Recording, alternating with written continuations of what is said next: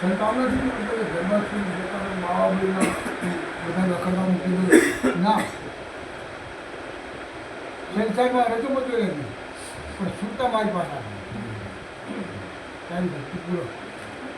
કેમ કે ગણપતિ ભક્તિ એટલી બધી મહાન છે.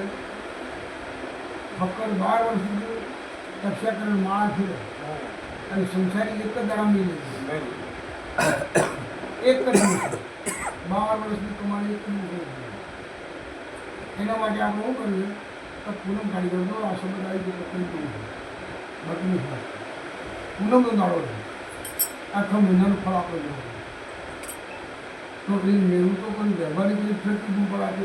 15 વર્ષ આગળ બૂમ પાડે તો તમે પૂનમના દાડા બે આ બધું દેહો તો મહિનાનું ફળ તમને મળશે. નથી કાંઈ નથી મળવાનું. મારી તો ખોટી વાત આ સંતોની